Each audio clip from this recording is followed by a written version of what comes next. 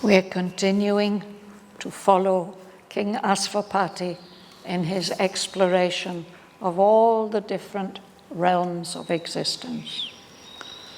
We've followed him down into the depths of falsehood and seen him discover the secret key of nature's change, which has enabled him to become free of that illusion of darkness and falsehood, and projected him up into the paradise of the life gods. There he has enjoyed all the beauties and wonders of that realm, which have healed him from the terrible wounds he received in the world of falsehood.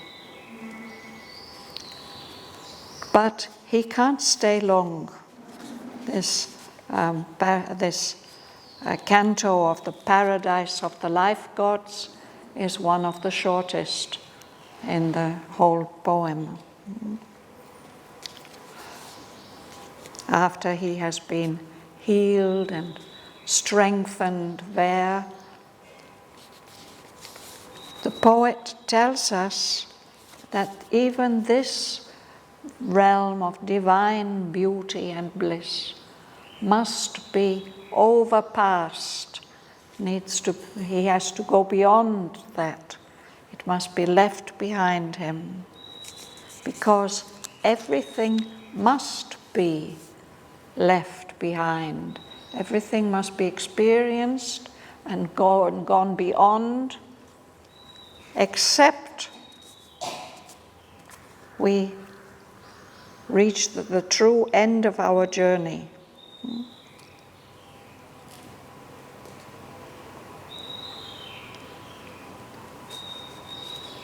So the first part of this next paragraph, Canto 10, it lasts up to line 36. The poet is explaining to us why Asvapati has to go beyond all this. Although it's such a wonderful paradise, you would think we would all wish to stay there forever. But this is only a little output of God's vast delight. There is so much more to be experienced. And the true seeker can never be satisfied. He has to go even further. So this beautiful world is not able to house, to contain all the wideness of King Asvapati's soul, which needed all infinity for its home.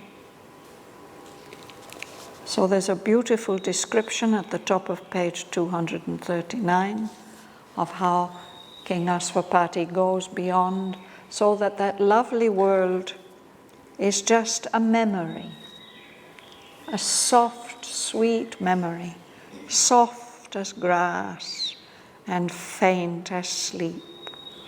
All that beauty gets left behind as he moves further on the long, high road to timelessness. And as he moves forwards, he perceives above him white skies, skies of white tranquility. Large, lucent realms of mind. King Asvapati has left the realms of life behind him, and he's just beginning to become aware of these higher realms of mind, which will be the next area that he has to explore. But before he can move upwards to those brilliant clambering of skies, one after another, higher and higher and higher, first he meets a silver grey expanse, something soft and shining. It's where the day with a capital D and the night with a capital N have united. They have wedded and become one. This is a transitional area, a tract of dim and shifting rays. The light is changing. It's not very bright, silvery. This realm separates the sentient flow of life with all the sense experiences and enjoyments. This gets separated from the realms of thoughts. Thoughts self-poise, the mind settled in itself. So in this transitional world, it says, a coalition of uncertainties. A coalition is when a government is forced to take the collaboration, cooperation of other parties more than the majority party. So a coalition, often like this one, exercises uneasy government. It's difficult for those opposites to come to agreements. So at the lowest level of this transitional world, at its low extremity, held difficult sway. Sway here means control, rule. What is ruling there? A mind that hardly saw with difficulty. It doesn't have a very strong power of vision. And slowly found. It discovers knowledge with difficulty, slowly. Its nature is close to our earthly nature and closely related to our precarious mortal thought, the kind of way that we ordinarily think, our way of thinking that looks from the soil to the sky and from the sky to the soil, but is not really fully aware of what is below it or beyond it. This is a kind of sense mind. It only senses itself and outward things. So this mind, he says, is the first means, the first step of our slow ascent from the half conscience of the animal soul to another realm. Nowadays we believe in the principle of evolution. We know that, we feel that we have risen up from the animal state which is dominated by sense impressions, a crowded press of shape events in a realm it cannot understand or change. Only it sees and acts in a given scene. It can't even choose what it will be the scene of its experience. It feels and joys and sorrows for a while. There are ideas here, ideas that drive the obscure embodied spirit, the spirit which has taken on a body, but which is not yet fully enlightened.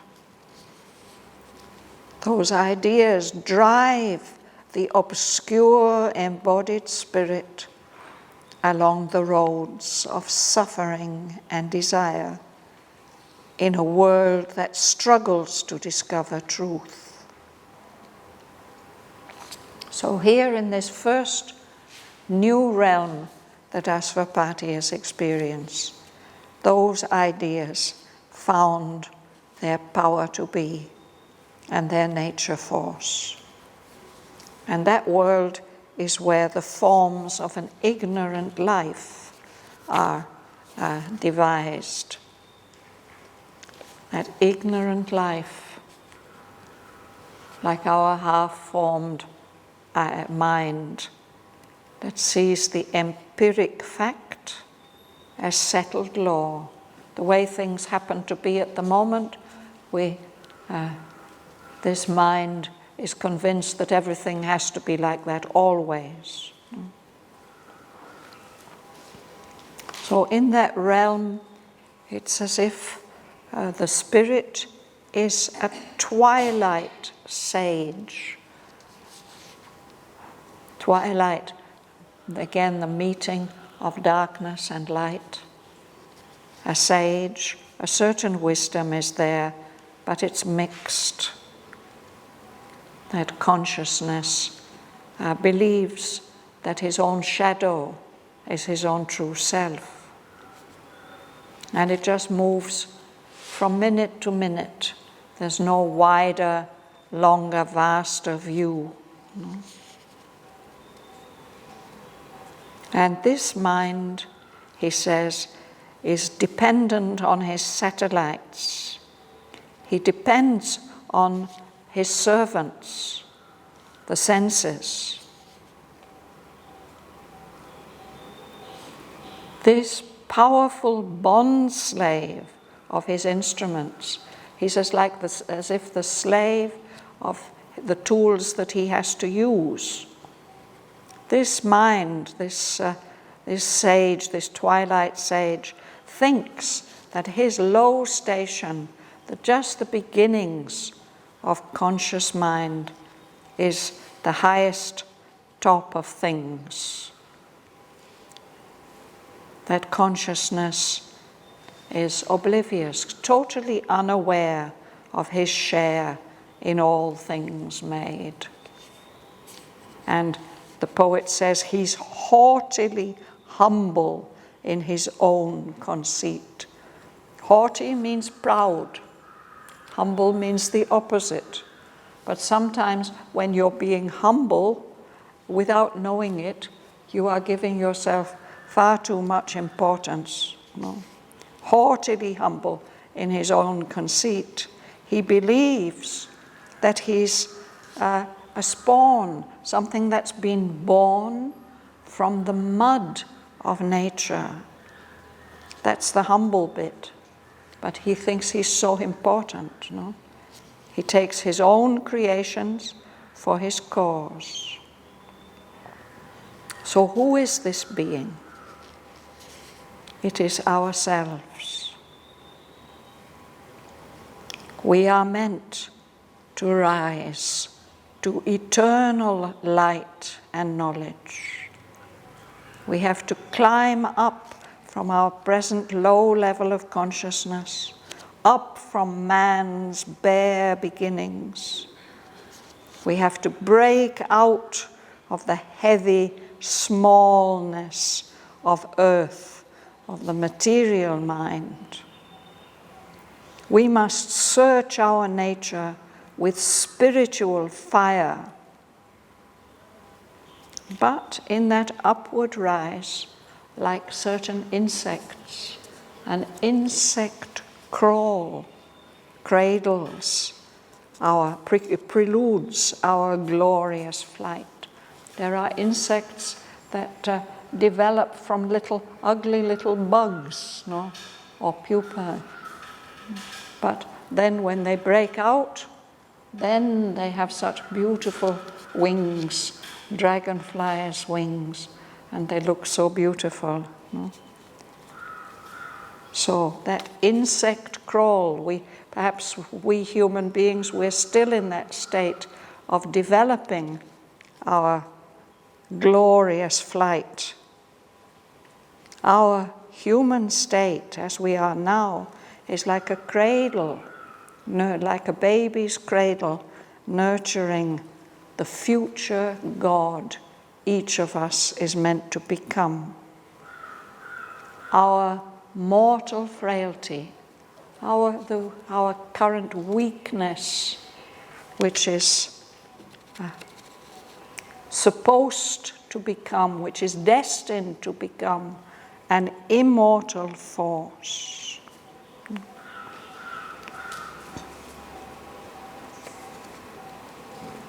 That's what we have to do. Up from our bare beginnings, we have to rise to this glorious flight and become the divine beings we are meant to be.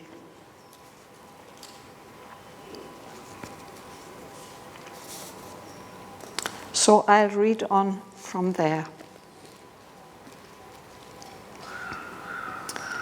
At the glowworm top of these pale glimmer realms, where dawn sheen gambled with the native dusk and helped the day to grow and night to fail, escaping over a wide and shimmering bridge, he came into a realm of early light and the regency of a half-risen sun. Out of its rays, our mind's full orb was born. Appointed by the spirit of the worlds to mediate with the unknowing depths, a prototypal deft intelligence, half poised on equal wings of thought and doubt, toiled ceaselessly twixt beings' hidden ends. A secrecy breathed in life's moving act, a covert nurse of nature's miracles. It shaped life's wonders out of matter's mud. It cut the pattern of the shapes of things. It pitched mind's tent in the vague, ignorant vast. A master magician of measure and device has made an eternity from recurring forms, and to the wandering spectator thought assigned a seat on the inconscient stage. On earth, by the will of this arch-intelligence, a bodiless energy put on matter's robe. Proton and photon served the imager eye to change things subtle into a physical world, and the invisible appeared as shape, and the impalpable was felt as mass. Magic of percept joined with concept's art and lent to each object an interpreting name. idea was disguised in a body's artistry, and by a strange atomic law's mystique, a frame was made in which sense could put its symbol picture of the universe. Even a greater miracle was done. The mediating light linked body's power, the sleep and dreaming of the tree and plant, the animal's vibrant sense, the thought in man, to the effulgence of a ray above.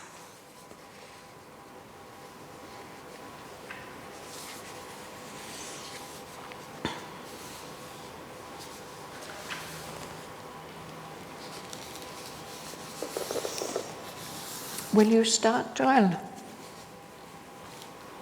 Line 101.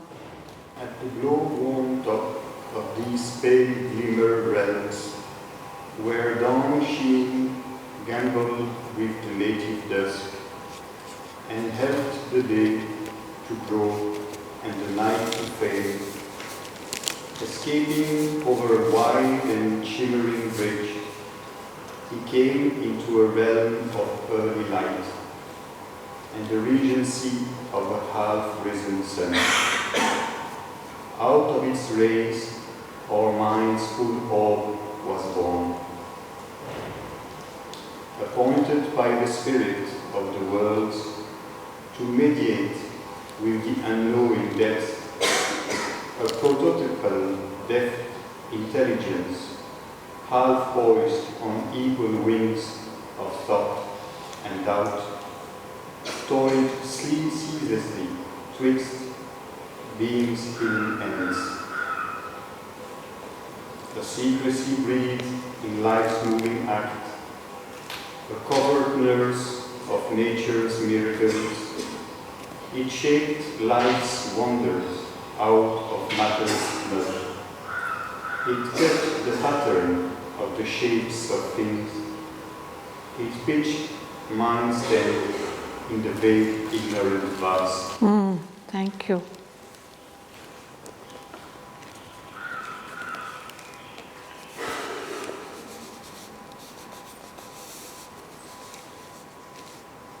This passage is not so very easy to understand.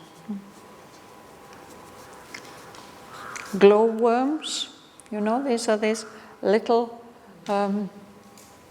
worms. They make their own light. And there are certain times of the year when we go out into the garden at night, and there are fireflies, they fly, but there are glowworms that are just on the ground. And I remember in my country, in England, it used to be possible at certain times of the year to collect these little worms. You could put them in a jam jar, and if you put enough of them, they would make enough light that you could read something. Glowworms. They're called glowworms because they're worms that glow. They make their own light, bioluminescence. So he says that the topmost level of this intermediate transitional world between life and mind, at the top of those levels, that the dawn sheen, the shine of dawn, plays with the native dusk, starting from the dusk, the twilight. Then this dawn light begins to shine, helping the power of day, of light, to grow, and helping that night to fade away, that darkness. Yes, he escapes from that transitional realm. It's as if there's a bridge quite a wide bridge, glimmering. It's also got its own light, shimmering, shining. So he escapes from that twilight realm and comes into a realm of early light, which is ruled by a half-risen sun. The sun is not fully up, not with all its full brightness. And this sun, which is ruling there, which is casting light there, is only a regency. It is not the king, it's not the true ruler, which will come with the next realm, but somebody who's, or something which is taking his place. But from that, those rays, those shimmering rays, our mind's full orb was born. An orb is a complete sphere, no? And an orb is often taken as the sign or as a sign of a ruler. You know, the ruler will hold a scepter, a rod, but also an orb to show his mastery of something complete. So our mind, our human mind, has been born out of those shifting rays.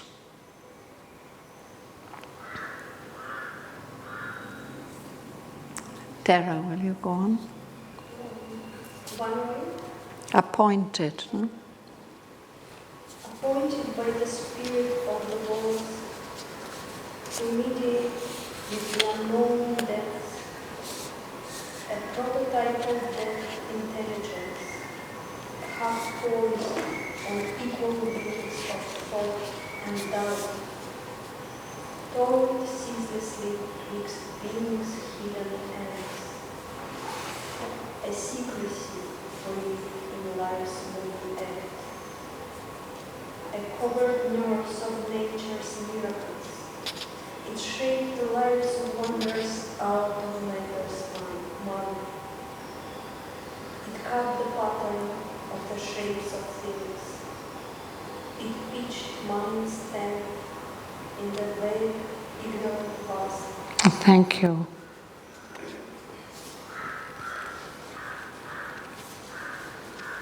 So how does this full orb of the human mind get born? First of all, an intelligence, a kind of intelligence, is chosen and appointed by the spirit of the worlds, the ruler of the worlds, to mediate, to make a connection, a communication with the unknowing depths, the depths where there is no knowledge, the deeper parts. This is a prototypal, deft intelligence. A prototype, if you're an engineer and you want to make a tool or a machine, you will experiment with different forms until you get one that seems to be as if it will be effective if we replicate it many times. No? This is a kind of intelligence, and deft means skillful. So there's this skillful intelligence. It is itself only a prototype. It's not something fully developed already, but it's on the way towards something. No? And it's been chosen by the spirit of the world. It's going to make this connection between the beginnings of mind and the unknowing depths. And that intelligence is half poised. It's not fully established, half poised. It has two kinds of wings. Wings of thought and wings of doubt, like our own intelligence. When we try to think rationally, we will be using wings of thought, but also wings of doubt, of questioning. Are our thoughts correct? Have I got it right? Have I understood it properly? So this kind of intelligence is, Asvapati becomes aware of it, toiling, working hard and ceaselessly between the hidden ends, the extremes of being, of existence.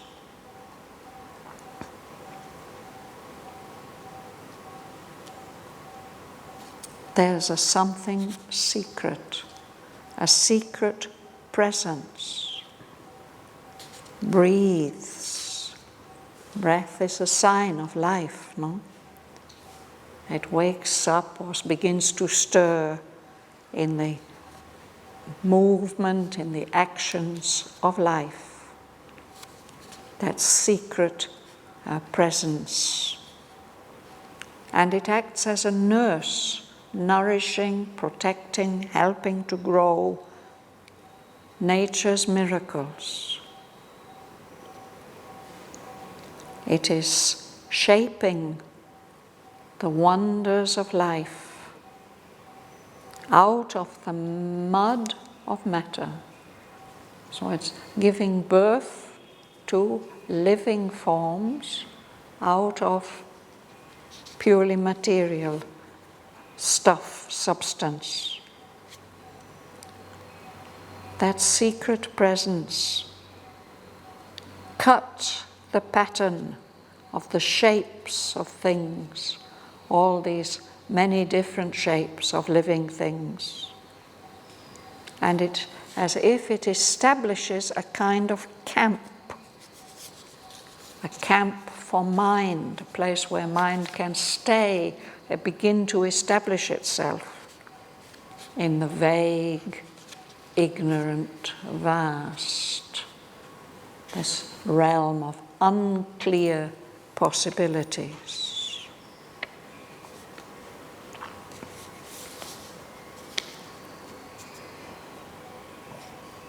Joel, would you read? Or did you read? Yes. Gopal, will you read? A master magician of measures and device has made an eternity from differing forms, and to the wandering spectator thought assigned a seat on the inconscient stage on earth by the will of this arch intelligence, a bodiless energy put on matter's robe. Proton and photon serve the image eye to change things subtly into a physical world. And the invisible appeared as shape, and the impalpable was filled as mass. Magic of percept joined with concepts art, and lent to each object an interpreting name. Idea was disguised in a bodied artistry, and by a strange atomic laws mystic, a frame was made in which the sense would put its symbol picture of the universe. So this is one of several places in the poem where Sri Aurobindo gives us a picture of how the world as we experience it has come into existence, as if from nothing. There's been a magician at work, a master magician, and he's such an expert at measuring things and using different techniques, devices.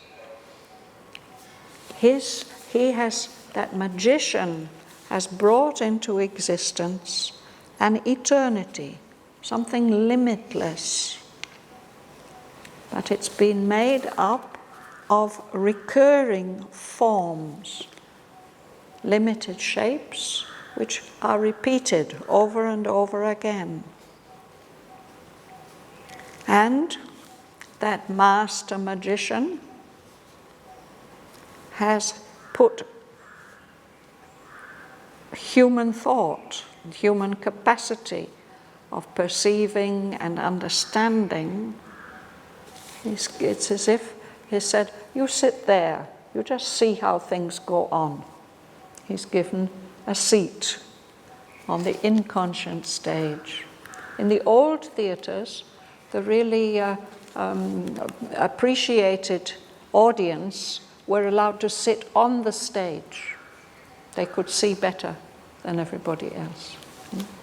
So he's to this spectator thought, which is wandering around in this world, perhaps not even finding its way.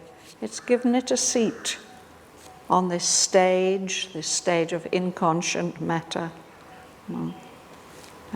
Allowed this intelligence a place to view what is going on and to try and understand it.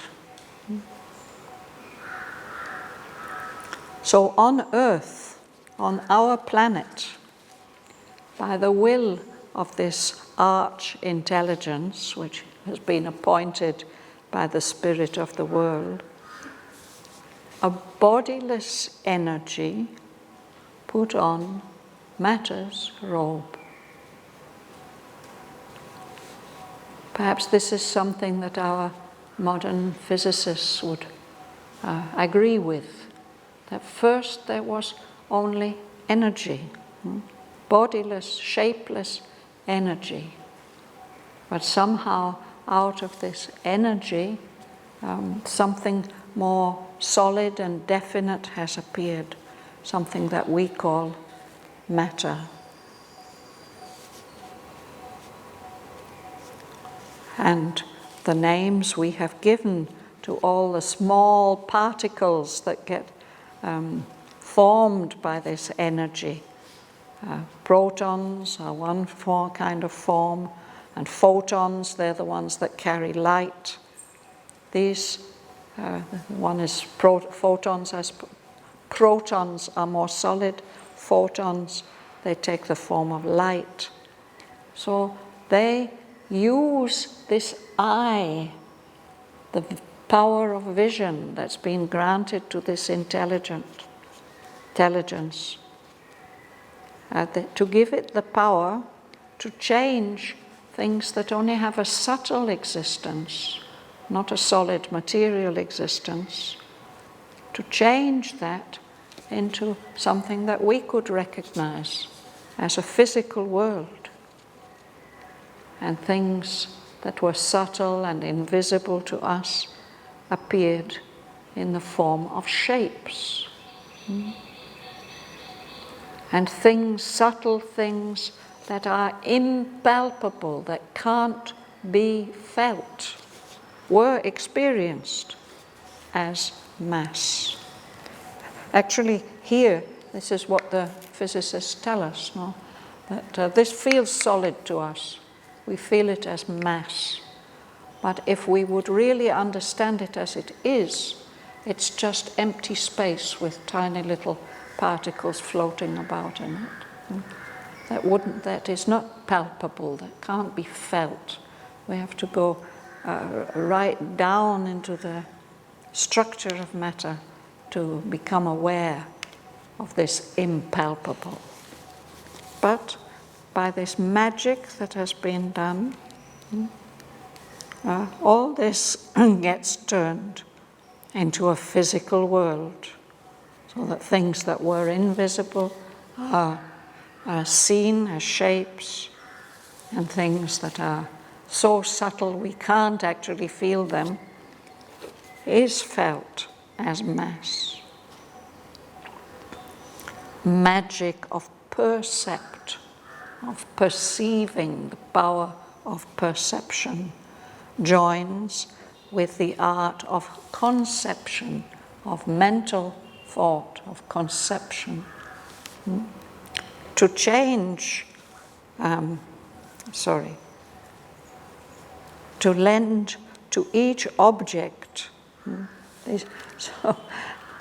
These are imperceptible things, impalpable things, but we give them names.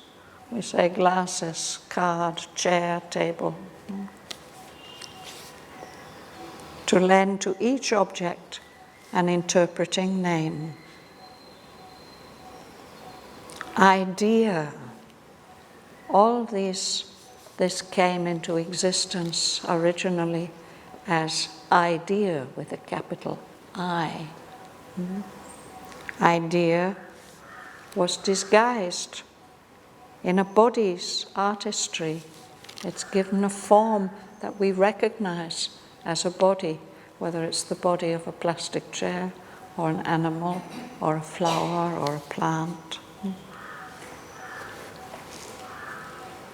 And by a strange atomic laws, mystique, in some mysterious way that we ascribe to atoms and their behaviors, a frame was made, a framework into which the sense or the senses, the sense of touch or smell or taste or hearing, could arrange in this framework, accepted, recognizable framework. It could put its symbol picture of the universe. That's how we experience the universe, in fact. All these sense perceptions to which we give meanings.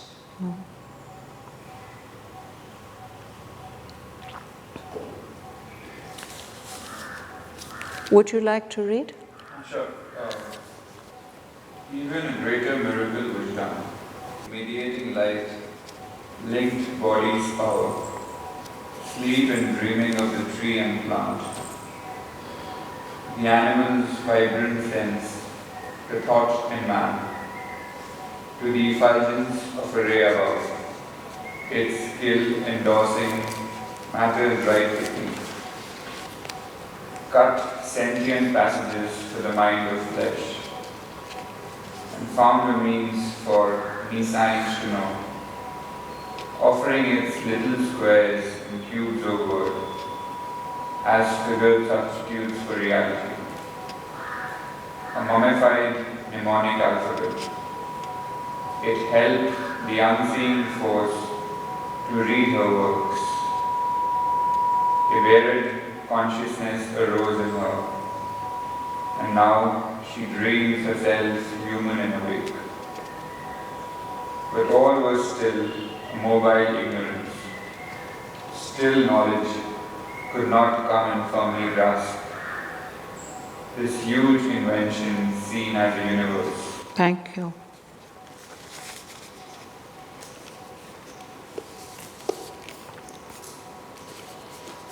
So this framework of perceptions which this intelligence has prepared for us has given us this framework for understanding. But even a greater miracle was done. That mediating light of the intelligence made a connection between several diverse things. The power of the body, the kind of dream state of the tree and the plant, the intense sensations experienced by animals, and the thought in man. These are different things that have arisen in the course of evolution. Some force of existence in the body, then the way that plants and trees exist, the way that animals sense things, and even our human thought. All this gets connected to the brilliant light, the effulgence, the brilliant light of a ray above, a ray of true light which is coming from a much higher level. the skill of that ray endorses, it gives a sanction, it says yes to matter's right to think. Yes, this dumb, blind stuff we call matter, it can become imbued with intelligence and consciousness. It can even somehow cut passages for the body mind, for the physical mind, to pass through the flesh, and found a means, a way for not knowing, an ignorant consciousness, to know. And one of the ways it does that is by giving names in the form of little cubes of squares and cubes of word. We say chair, table, plant, flower. These are just labels we put on things to help us think, to help us become aware. These words we use don't really say anything about the reality of the substance itself. No? Well, if we are cutting things up, that's what we do it. Squares are flat, and then cubes become more solid. No? And so the forms that we become aware of, first they may be flat, but then they become three-dimensional. So these are figured. They have forms and shapes, but they're substitutes for reality. But this consciousness provides a kind of alphabet, a language. It is mnemonic, it depends on memory, but it's mummified, it's something dead and preserved. But nevertheless, this means helped the unseeing force, the blind force of nature, to read her works, to begin to understand what she has done in her creative work. So because of that, a buried consciousness arose in her, wakes up in nature, wakes up in you and I. Now we dream that we are human and awake, even though we're only half awake and only half human.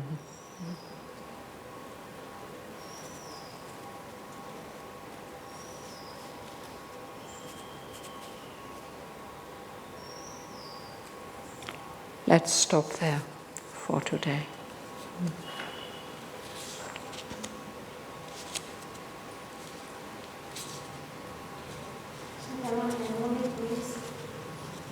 Sorry? Mnemonic. A mnemonic is a little word or a phrase that helps you to remember things. So there's one about the months of the year. 30 days hath September, April, June, and November. All the rest have 31, except February alone, which has 28.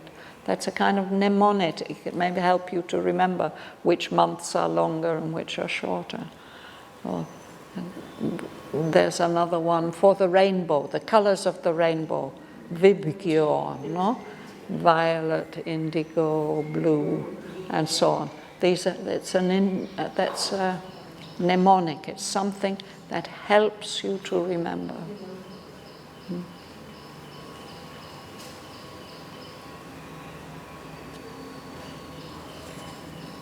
So we'll stop there for today.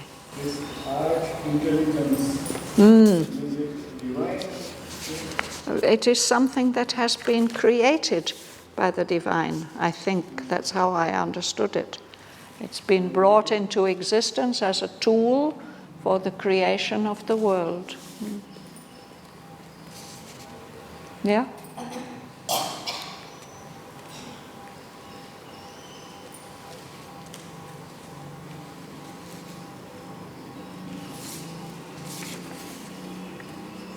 But it's really not a very easy passage to understand.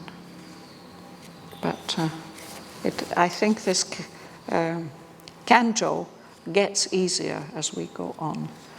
Becomes things that we can understand more easily.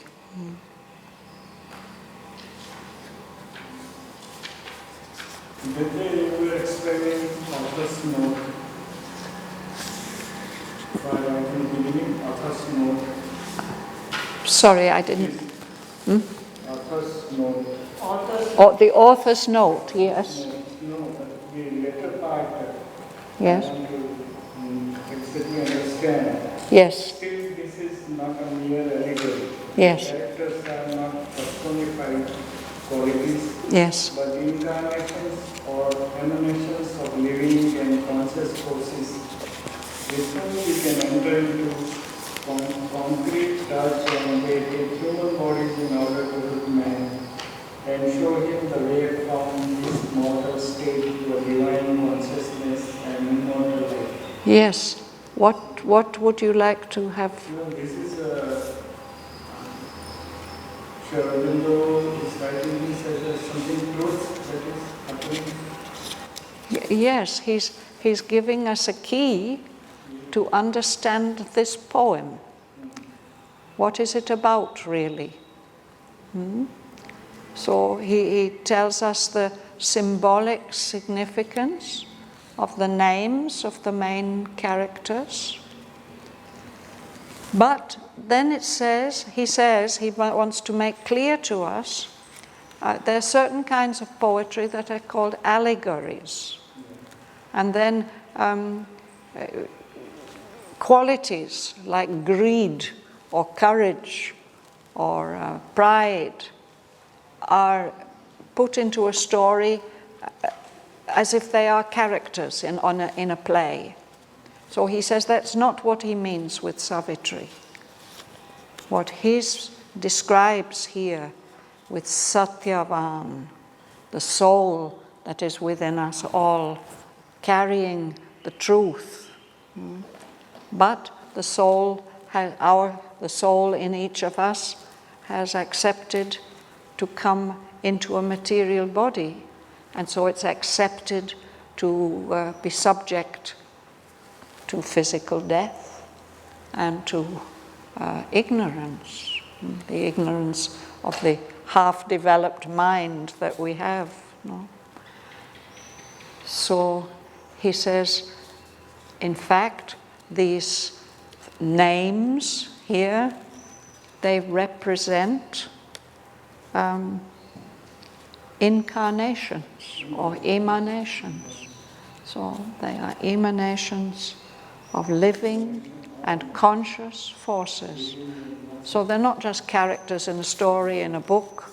These are real beings who are here in us, with us, around us. And if we understand them properly, they can help us to go beyond being just ordinary human beings. We can go beyond the grip of ignorance and death.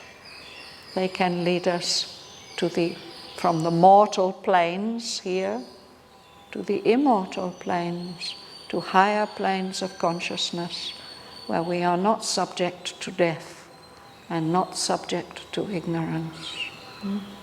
We can take their help if we want to, if we believe enough. Is that clear? These are great revelations for all authors. I'm not hearing properly. This is a great revelation Yes. for me to understand. Yes. And it's so nice. I mean, we are told, or in some of the letters, we see that Sri Aurobindo at one time had the intention of providing a kind of introduction to the whole poem. But he didn't get round to that. He was so busy writing the poem that finally there was no time left for the introduction. And there was no need left for the introduction because he's given us this author's note, which gives us the key to understand the whole work.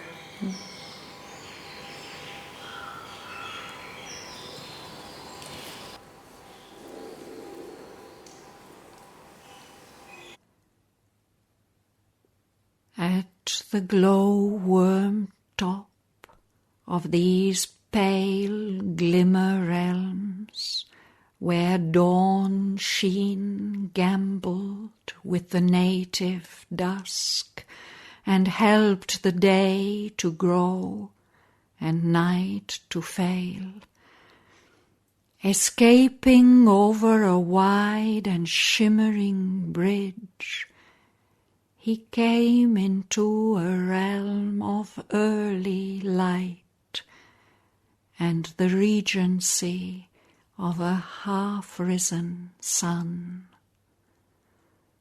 Out of its rays our mind's full orb was born.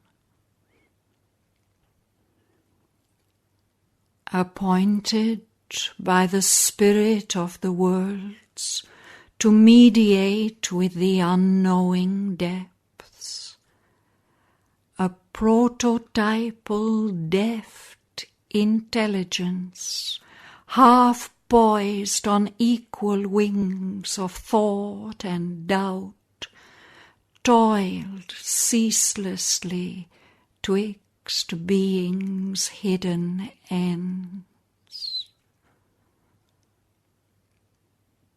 A secrecy breathed in life's moving act,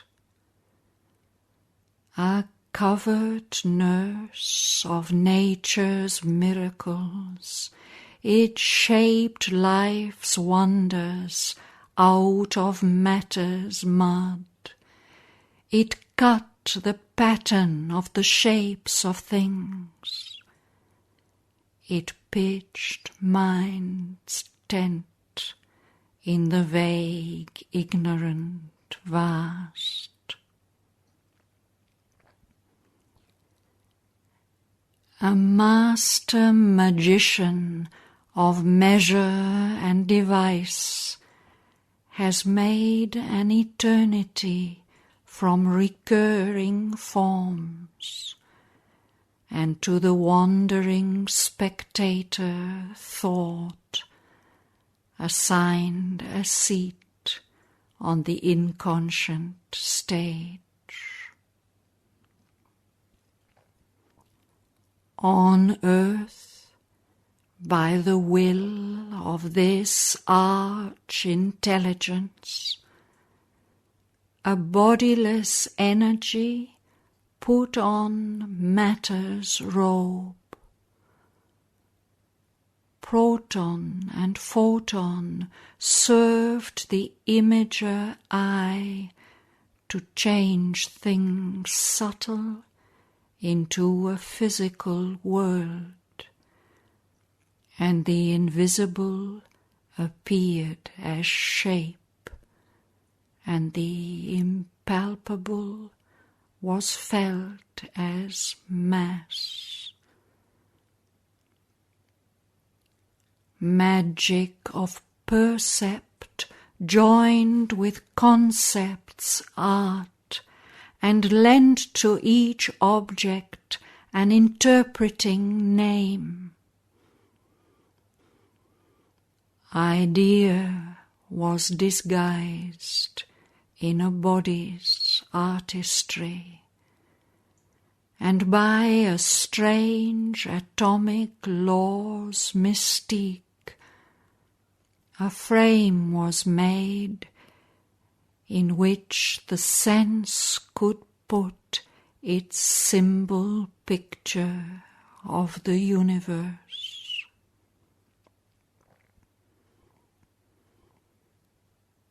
Even a greater miracle was done. The mediating light linked body's power, the sleep and dreaming of the tree and plant, the animal's vibrant sense, the thought in man, to the effulgence of a ray above. Its skill, endorsing matter's right to think, cut sentient passages for the mind of flesh, and found a means for nescience to know. Offering its little squares and cubes of word as figured substitutes for reality, a mummified mnemonic alphabet, it helped the unseeing force to read her works. A buried consciousness arose in her, and now she dreams herself human and awake.